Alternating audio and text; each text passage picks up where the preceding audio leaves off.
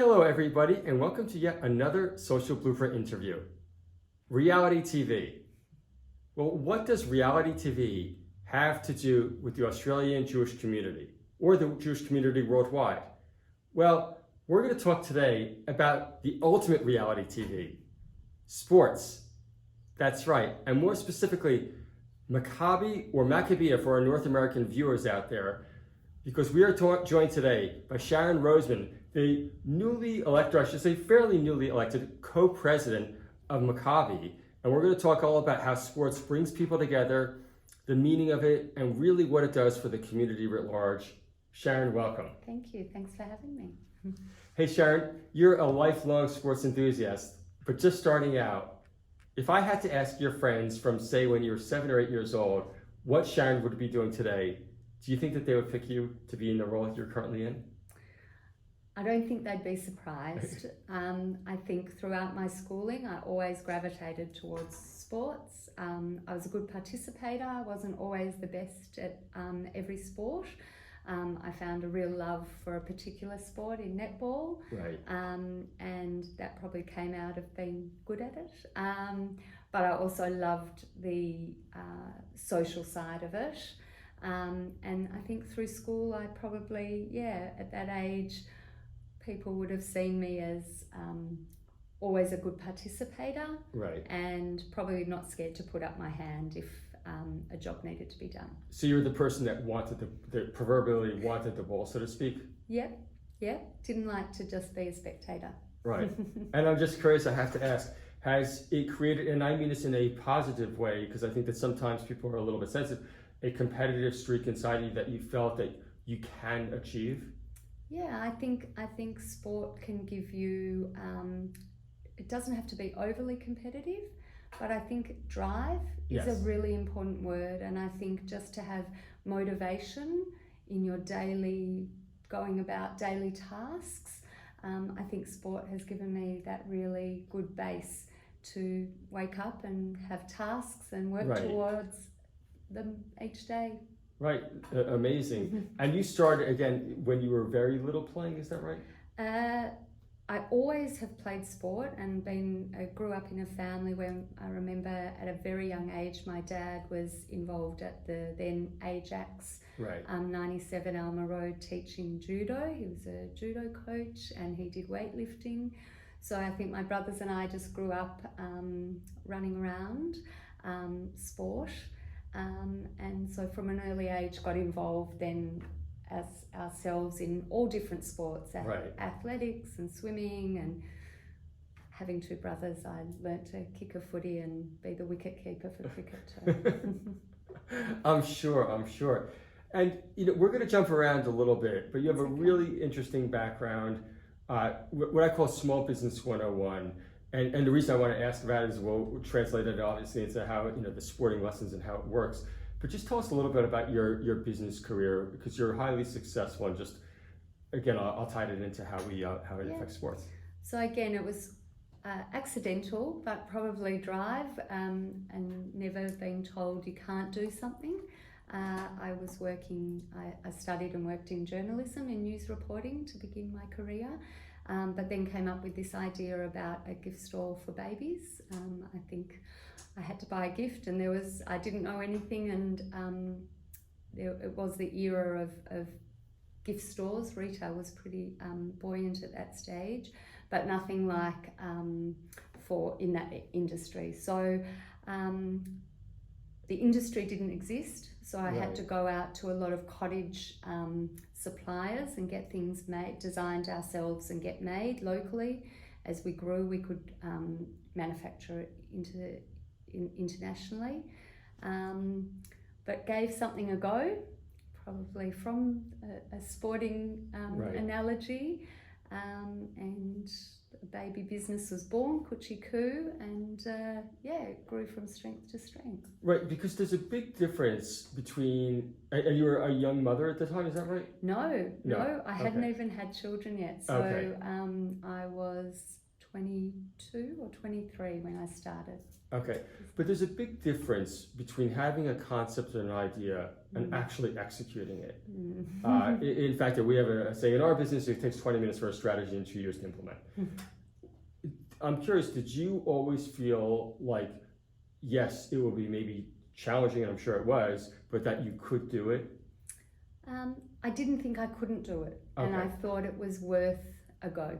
I was fortunate to have family support, sat around the table and said, I've got this idea, and my husband's family and my family said, yeah, why not? Right. I came from totally not a business family environment. My dad's a doctor and my father-in-law was a dentist.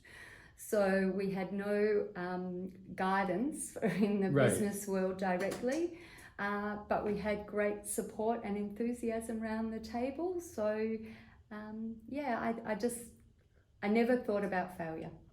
Right, and I think that that's an amazing lesson. And do you think you did take that a little bit from the field, which is obviously in sports there's winning and losing. I've yet to meet anybody that doesn't have one of those two types of outcome. A tie occasionally. That's it. But do you feel that that is a big lesson that really has transcended through your career? Absolutely. I think that you put on a uniform and you step on a field or a court and you're giving something your best shot. Right. And with the outcome uncertain. With the outcome uncertain, but you have to strive. Right. And I think it's never worth stepping on that field or court unless you're aiming for something. Yes. So I think that definitely has translated into life outside of sport. Oh, of course. Obviously for you. And I'm curious, was there a moment then, as in the game, when you feel like you're getting momentum, so to speak, in business, was there a moment in the business where you did say to yourself, aha, like I think we're really onto something? So it started with a very small store in a little location in Turak Village. Right. And it was really now, you'd call it almost a prototype. So it was really to feel the waters. Yeah, pop-ups didn't exist then, but it would have been exactly a good analogy. And whilst I thought I was onto something, it was probably when one of the major shopping centres approached us and said, we want to come down and have a look at your little store because we want you to come into our shopping centre, and that probably gave me the validity that we were doing something right. Got it. And again, I'm curious about your mentality. Did you always feel that either A, we're really onto something, or B, we're on one step away from failure, so to speak? Or maybe both? I think you're so busy that often you're not even thinking so many steps ahead. Sometimes I think you're just going day to day. Hitting what's in front of you. And that's busy enough. So sometimes that's probably, I would say, one of the largest challenges for small business is that they're so busy with their day to day that the long-term planning is always a difficulty to make time for. But in another way, when you're young and naive, it also allows you not to ever think about too far ahead and not to think of things negatively. And again, is that, do you think, a lesson that maybe looking back you learned on the field, which is in a 2.5 or 4-quarter game, there's a lot of time and a lot of yo-yos, if you will. Yeah, a lot of coaches love the, one day at a time, 1 quarter at a time, 1 play at a time. And so I'm sure that philosophy has stuck with me. Gotcha. And so that was Coochicoo, is that correct? Yeah. Okay, but then it transcended into another business? Yes.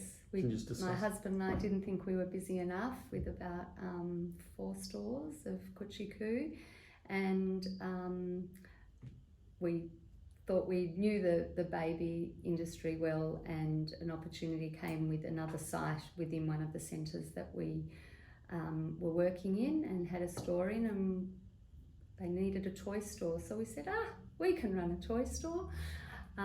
Went home and quickly worked out how to run a toy store. So by that time my husband had joined the business, and so we worked really well together, and were able then to grow a second business, but we worked quite hand in hand in terms of when we liked a location, we could create our own little precinct by having our stores close by. Interesting. And since we're on this topic, I have to ask the question, because we're working with your husband.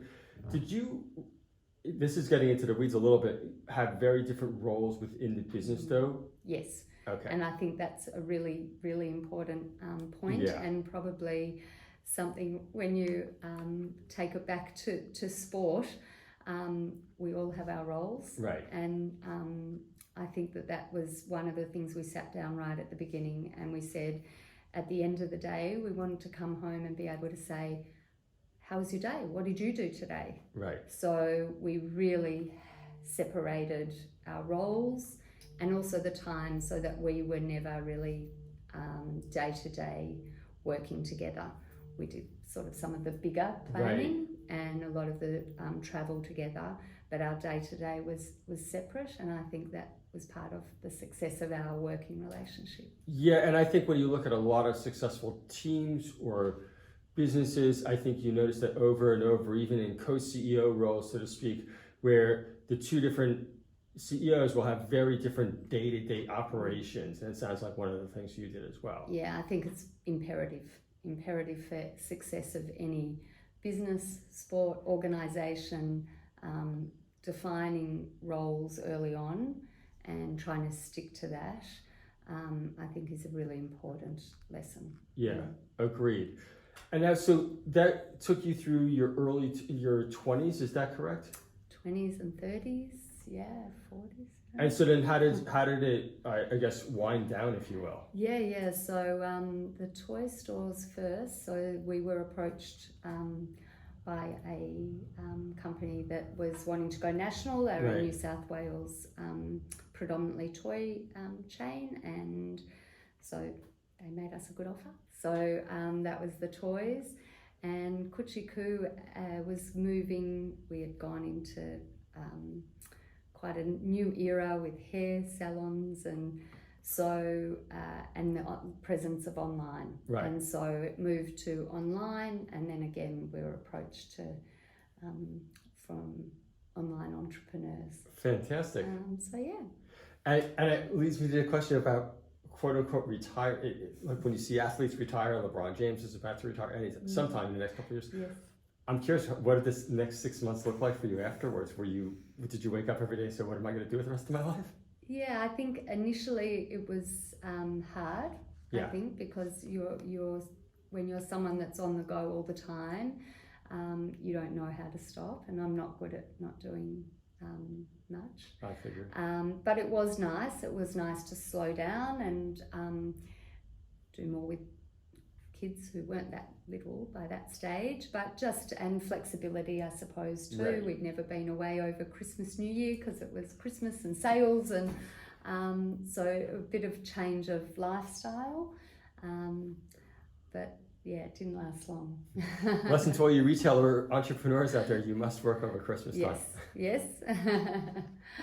That's an important lesson, is that in the busy times you should always be there too. Don't leave it to other people. But it sounds like those formative years, even let's just say 10, 15 years old or something like that, those principles really carried over until this very day. Do you look at yourself in that same way, like that I couldn't have achieved what I did without that background? Yeah, I think it's probably different things make up your personality and your drive, and I think I grew up in a family where I saw my parents always busy. My dad worked hard. My mum had several different businesses. After she stopped her career as a dental nurse when she had kids, but she went back and was always had stores and different things and charities. So I think I probably didn't know, but I was being taught lessons all the time from the family environment. Fantastic. And now, I guess turning now towards where we are today to Maccabi. We're actually filming in the Maccabi office for everyone that doesn't know. You can see over there. Question, why Maccabi? Well, it has been part of my life, probably most of my life, in some form, as a player, as a coach, administrator on a local front, and then with carnivals, junior, senior, and Maccabias. So I think I haven't known life without Maccabi, and I think I love what a sports community can give people, and I think I've benefited from that, and I think that's why I probably have been drawn to give back in this area. Well, you said beforehand even that sports is the ultimate equalizer. Can you just touch on that for please? Yeah, I think that sport brings people together of all different backgrounds. If you have a junior team, kids come from different schools, different areas that they live, different religions, different ethnicities. Yet when they come onto a field or a court, they're all there for a common goal and the same purpose, and they have something that brings them together and something in common. And I think that's just beautiful to have something that ties all these different people together. And you know, especially I think that here in Australia, or specifically even Melbourne, do you still know some of those same people today from 30 years ago? Absolutely, and I think that's one of the lovely things of sport, and it's not just your own teammates, but who you may have come across playing against. There were teams that you had great rivalries with, and even, you know, different teams within Maccabi, and I think that, you'll bump into people and you've still got this common tie, and I think that bond stays forever. Agreed. And isn't it amazing how you may not see somebody for 10 years, but you still remember them, don't you? Absolutely. And, you know, that's in community sport, but I think we see it in professional sport. We hear in the news and when we read about, you know, elite athletes that a premiership team had their reunions, or they're always got they get a tattoo when they win a premiership. That ties them for life, and I think on a smaller scale, community sport also provides that link. In some ways, maybe even more relevant, because let's face it, unless you're in that really quarter of 1%, you're not going to be a professional, even though everyone wants to think that the child will be. Well, in the toy shop, there was no child that was average. So when the recommendation says 3 to 7, they say, but my child or my grandchild is very, very above average. Same in sport. Absolutely. And well, I'll get more onto that in a minute there. But I'm also curious about the role. You're the first woman co-president of Maccabi. Were you more interested in the role, or more that this is my place to make a difference? Definitely didn't think about it too much in terms of what it meant to me. And in fact, being the first female president as co-president really didn't struck me until it happened and people pointed it out. But I have to say that Maccabi's been an organisation that has allowed females through my whole playing, administrative coaching, it's been a very inclusive organisation from day dot for me, and perhaps that's why it's been an organisation that has allowed so many females, whilst perhaps not at president level yet, but highly, you know, involved at all levels within the organisation. And I think that that's reflective on all 23 clubs that make up Maccabi Victoria, and the environments that they've had over, you know, the last almost 100 years. Wow. And so I'm curious, out of 23 clubs, that's certainly a lot of stakeholders. Now you said you've always been involved in netball. Yes. But obviously this is 23 times that. How are you finding it so far, keeping track of everybody? Yeah, look, I think that being on the board for several years, I feel like I've got a little bit of experience across many of the sporting clubs, and to be honest, I just get excited. I love all sport. I'm a bit of a passionate spectator and want to learn and understand different sports. So I get excited. We reinvigorated the squash club the last 12 months, and so just to see people passionate about sport and whether it's on a more social front or more competitive, I think that gives me the satisfaction, and I just have a real joy of watching people on a field and a court doing their thing. Definitely. And it is a Jewish club, and Jewish people have been known to voice their opinions. Lots of them. How do you keep all the stakeholders happy? We try our best, and I'm sure at given Impossible. times we don't keep everyone happy, but I think having the right priorities and setting those out, and Dean Moore and myself have come into this role with very clear vision for Maccabi to be the best sporting organisation that we can be, but to be inclusive and also to have that social component of the other side of the competitive sport. Right. And I think if we have clear goals and we support all those 23 clubs as best we can, right. I think the outcomes in the end are the right ones. Yes. And when they're not, we'll work with people. I mean, no one gets things 100% right 100% of the time. No. But if you do it honestly and straightforwardly, I think you can still hold your head up high even if things have not gone exactly to everyone's plan. Definitely. Sure. We're going to have a lot of parents that are watching, and this is getting more into the detail, but you're the perfect person to ask about this. It's, as I've said, it's the thrill of victory and the agony of defeat. A specific situation, say a child is between the A team, B team, and everyone knows that situation, usually the tops and the bottoms, it's fairly clear cut. What words of advice would you like to give to those parents that when the child is on the cusp? Because as you said, like, you still have memories from when you were that age, sure. And we're talking to the future people, if you will. How would you guide the parents and the kids for that matter? Yeah. I think it's always tough. There are kids in sport Brutal. that are lucky. There are some that become unlucky when there are selections and how sometimes the numbers fall. But I would say that a word that's been thrown around, particularly the last few years a lot, is the term resilience. And I think that rather than just talking about it, I think as parents and coaches and sporting clubs, there's something to be said for holding, supporting, but also sometimes when there are tough calls, yes, still making them, but saying it'll be okay. Right. You know, it will be okay. If you think you're hard done by, prove them wrong. Yes.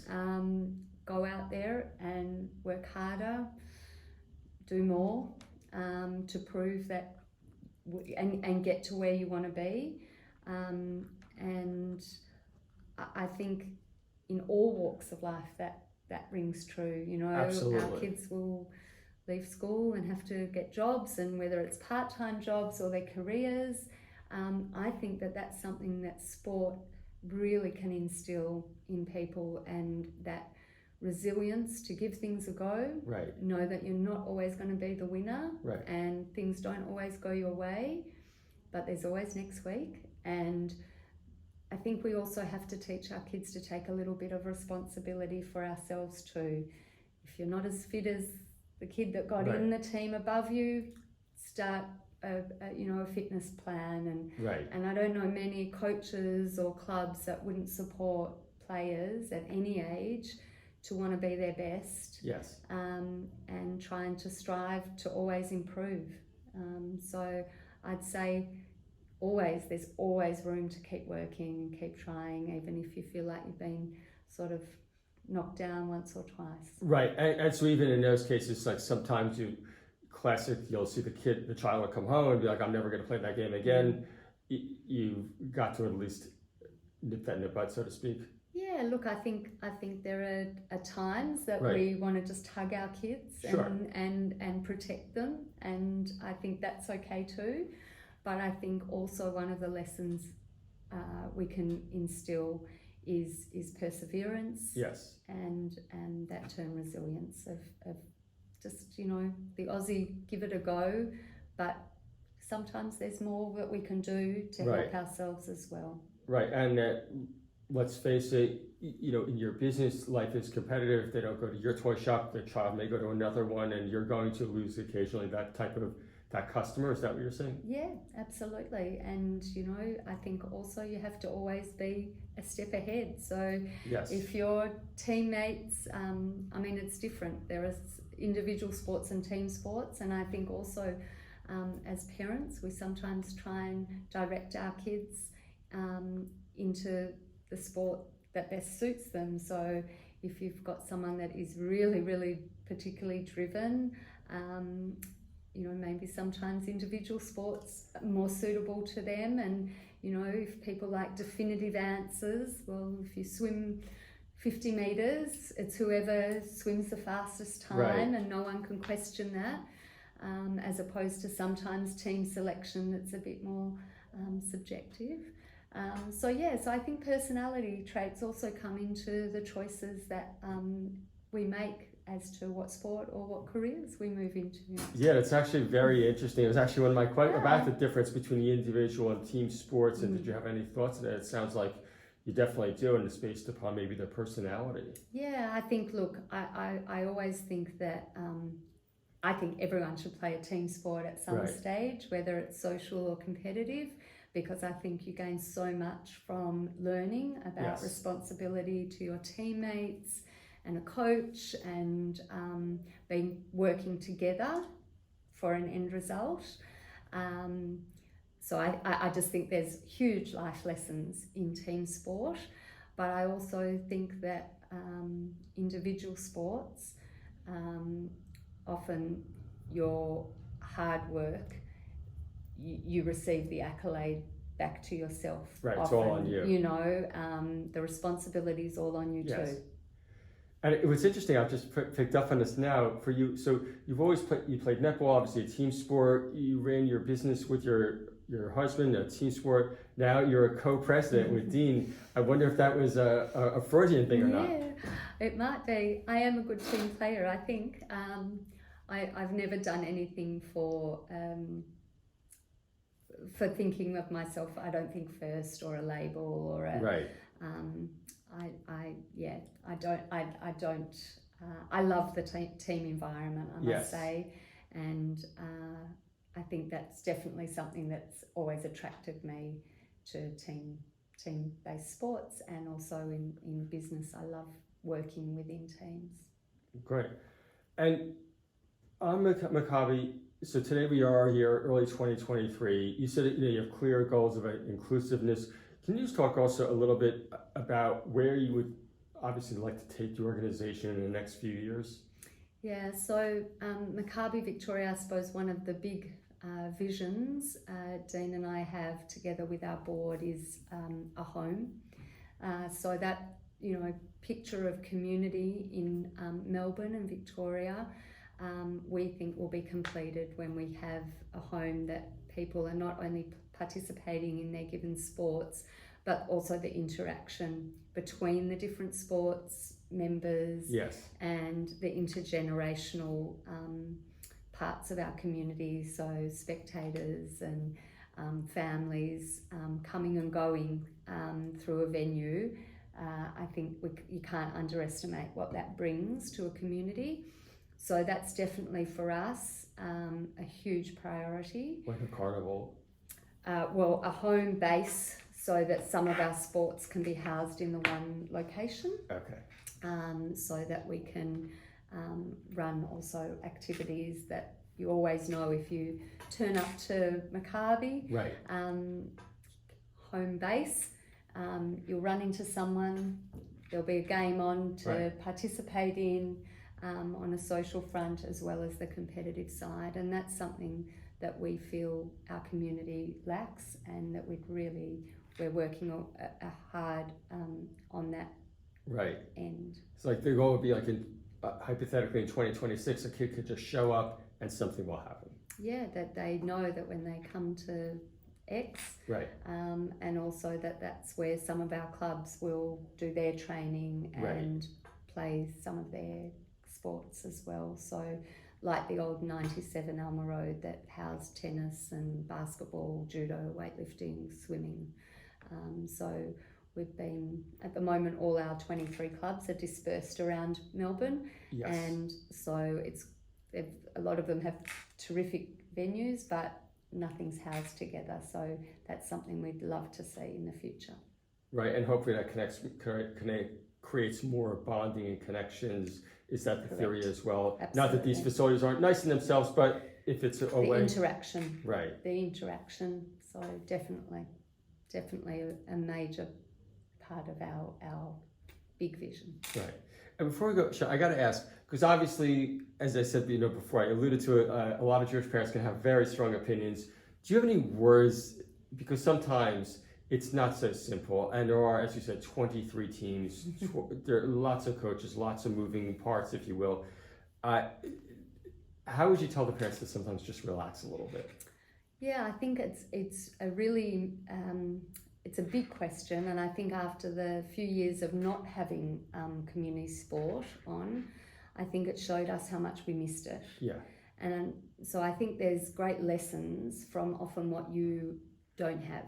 So whilst we weren't able to put on community sport for the years of COVID, that there were restrictions, I think what we saw was our community craved it. We craved the connection, yes, the physicality of sport, right, but also the connection between people.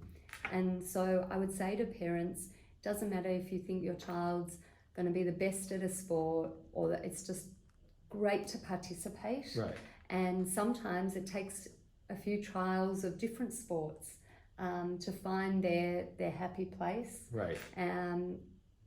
But keep looking. I just think keep looking, because what sport can offer an individual of any age is you can't put a dollar value on it. 100%. You know, I just think there's so much to be gained at any age. And I mean, we look at the world today, and I think there are kids now that are good at maths and coding and statistics that may not have been the best footballer, but they're now sitting in coaches' boxes doing data and the statistics, and they're as much part of a sporting organisation, a club, a team, as some of the people, girls and guys on the field. So I just think that sport can encompass more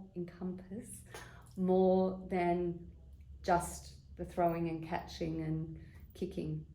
I think it's, when you think of sport, I actually think of the broader participants in it, as well as the spectators. I think the joy of seeing the sideline of parents, siblings, grandparents cheering on family members and friends is also heartwarming. Yeah. So I think that's what sport gives us. It gives us much more than what's on the field. It's so much better than just reality TV, people. Yeah. Sharon, thank you very much. We really, really look forward to the next few years, as you said, to bringing it home to everyone, and also just to, again, highlight like what the impact that Maccabi can have on a community. Thank you, we hope so.